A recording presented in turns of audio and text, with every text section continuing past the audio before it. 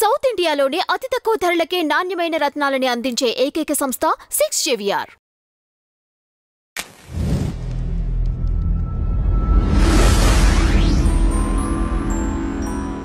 ఇక్కడ యెహోవా వేరు, యేసు ప్రభు వేరా? వేరు. ఇద్దరు వేరు వేరు వేరు. ఇప్పుడు అకార్డింగ్ టు బైబిల్ యెహోవానే దేవుడు. యెహోవానే దేవుడు. కానీ విచిత్రం చెప్తా చూడండి మేడం, బైబిల్లో 1000 పేజీల పుస్తకం ఉంది. 790 పేజీలు 780 పేజీల వరకు పాత నిబంధన గ్రంథాన యెహోవా దేవుడు అని చెప్పి రాయబడి ఉంటుంది. కొత్త నిబంధన గ్రంథంలో 250 నుంచి 200 పేజీల మధ్యలోనే యేసు గురించి రాయబడి ఉంటుంది. ఆ 4 సువార్తలు తప్ప బయట ఎక్కడ అంత మీకు కనపడ్డు, అక్కడక్కడ ఉంటుంది యేసు ప్రస్తావన. కానీ 790 పేజీలు బైబిల్ మొత్తము దేవుడుగా ఉన్న యెహోవా గురించి చాలామందికి తెలియదు. నేను పల్లెటూరు గ్రామాల్లోకి వెళ్తే యెహోవా గురించి తెలుసాను. యెహోవా ఎవరు, యెహోవా కూడా దేవుడు అన్నాడు, ఒకటి బైబిల్లో ఉన్నాడు అన్న ఆ విషయాలు కూడా తెలుసుకున్నటువంటి సిచ్యువేషన్లో చాలామంది ఉన్నారు. యెహోవాకు ఒక రూపం లేదు, ఒక ఆకారం లేదు, అసలు యెహోవా అంటే కూడా దేవుడు అన్నవాడు కూడా ఉన్న సంగతి కూడా వాళ్ళకి తెలియని క్రైస్తవులు అంటే చాలామంది ఉన్నారు. ఆ విధంగా వాళ్ళని పాస్టర్లు బాగా మభ్యపెట్టాడు. నేను అదే చెప్తున్నా, మీరు నన్ను నమ్మద్దు, మీరు నమ్మే పాస్టర్ ఏవైతే చెప్తున్నాడో బైబిల్ నమ్మి బైబిల్లో ఏముంది అని తెలుసుకోండి అనేది నేను చాలామందికి చెప్తున్నాను. అది ఇప్పుడు నీ దేవుడన్న యెహోవా నేను మీకు ఒక పరీక్ష పెడుతున్నాను. నా తర్వాత ఎవరైనా ప్రవక్త అని చెప్పుకుంటూ వచ్చి వాడు మీ మధ్య సూచన క్రియలు చేసినా అటు వాడు మీరు నమ్మకండి, మీరు వాడిని చంపేసేయండి. మీరు నన్ను దేవుడిగా పరిపూర్ణ హృదయంతో పూజిస్తున్నారు లేదా అని చెప్పేసి నేను మిమ్మల్ని పరీక్ష పెడుతున్నాను అని చెప్పేసి యెహోవా అంటే యేసు ప్రవక్త అని చెప్పుకొని వచ్చాడు. చాలా చోట్ల కూడా ఈయన కళ్ళు లేని వారికి కళ్ళు తెప్పించడము, రోగులను స్వస్థపరిచినట్టు అక్కడక్కడ ఉంటుంది. మరి ఈ ఫెయిలే కదా. మరి ఈ యెహోవాగా ఇచ్చిన ఆజ్ఞనే వీళ్ళు యేసు దేవుడు అంటే ధిక్కరించినట్టే కదా. మొట్టమొదటి ఆజ్ఞనే వీళ్ళు కొట్టివేసినట్టే కదా. ఇది ఫస్ట్ పాయింట్. సెకండ్, ఇప్పుడు అన్నిటికన్నా మెయిన్ ముఖ్యమైన పాయింట్ ఏంటి, యేసు దేవుడు, యేసు మన కోసం చనిపోవడానికి వచ్చాడు, ఆయన నమ్ముకున్న పరలోకం కదా. ఈ 790 పేజీలలో ఎక్కడ కూడా యెహోవా చెప్పలేదు నా కుమారుడు అన్నవాడు ఒకటి వస్తాడు, ఆయన మీరు నమ్ముకోండి, ఆయన పేరు యేసు, లేకపోతే ఏదో ఒకటి ఇమ్మానుయేలు, అంటే 2-3 రకాలుగా ఉంటుందిలేండి పేర్లు.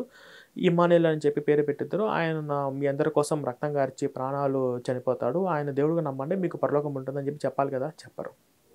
ఇలా ఏమంటారు అంటే యెహోవా ఏంటి, యేసు, పరిశుద్ధాత్మ అంటే ఈ 3 త్రియేక త్రిత్వము అంటారు.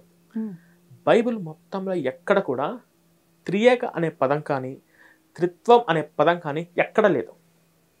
వీళ్ళు కల్పించుకుంటారు. యేసు, యెహోవా, పరిశుద్ధాత్మ ఈ 3 ఒకటే, ఈ ముగ్గురిని త్రియేక త్రిత్వమై ఉన్నాడు అంటాడు. త్రియేక త్రిత్వము అనే పదం బైబిల్ మొత్తంలో చూపించమని చెప్పండి, ఎక్కడ లేదు. పోనీ యేసు యొక్క ఆలోచనలు వేరు, యెహోవా యొక్క ఆలోచనలు వేరు. ఈ పరిశుద్ధాత్మ ఏం లేదు బైబిల్లో. పరిశుద్ధాత్మ ఆలోచన ఏంటంటే మేరీ మాతను గర్భవతి చేయడం తప్ప పరిశుద్ధాత్మ చేసింది బైబిల్లో ఏమీ లేదు. ఇప్పుడు కన్యకు మేరీ పరిశుద్ధాత్మ వల్ల గర్భవతి అయిను అంతే, ఇంకా ఏం లేదు. ఇంకా ఆ తర్వాత పరిశుద్ధాత్మ ప్రస్తావనే లేదు. ఇది ఒక కాన్సెప్ట్.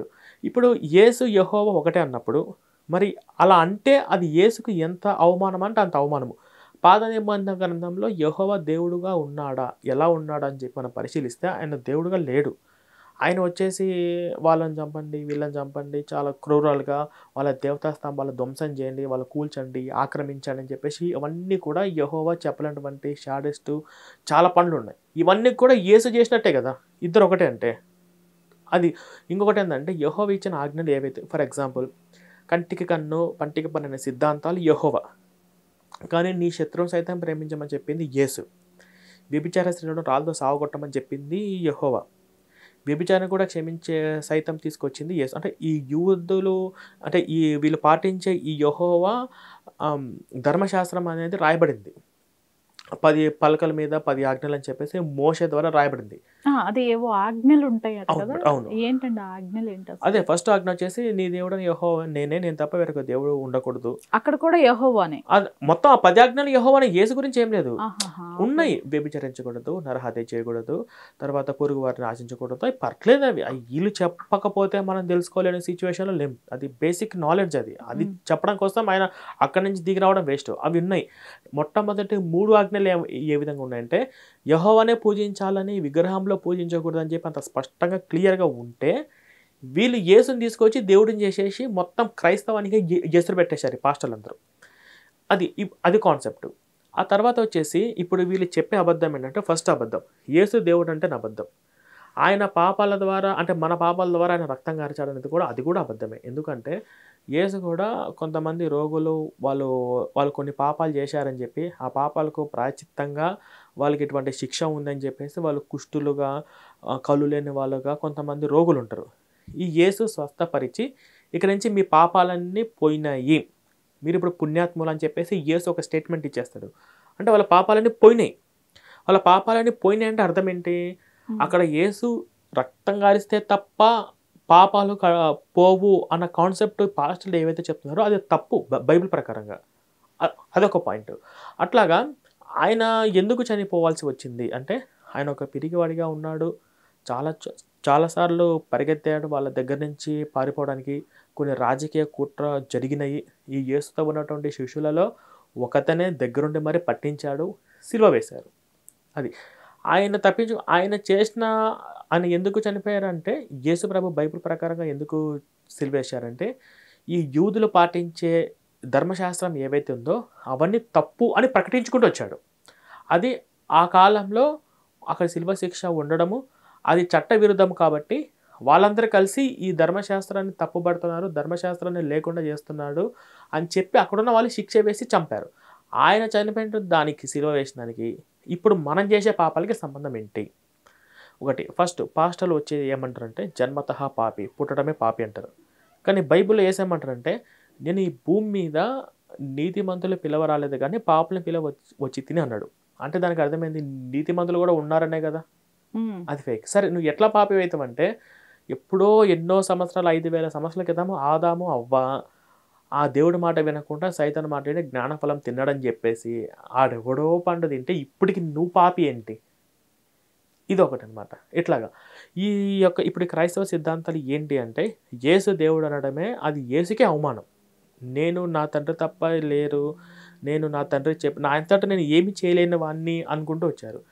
యేసు దేవుడు అంటేనే పరలోకానికి వెళ్తారు అనే అంశం వీళ్ళు ఎలా చెప్పగలుగుతారంటే మార్కు 16:16 ప్రకారము నమ్మి బాప్తిసం పొందినవాడు రక్షింపబడతాడు, నమ్మనివాడు శిక్ష విధింపబడతాడు అనే ఒక రిఫరెన్స్.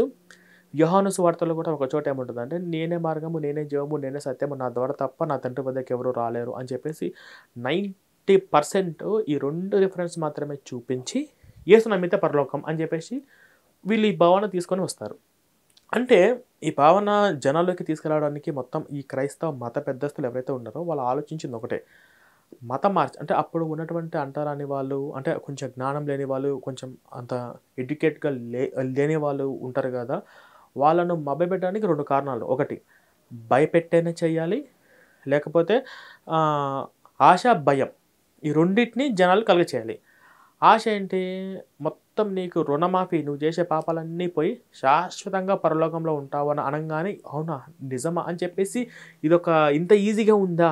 ఇప్పుడు మనకు కూడా ఎవరైనా పొలిటీషియన్స్ మీకు అవి ఇస్తాం, ఇవన్నీ ఫ్రీ అంటే మనం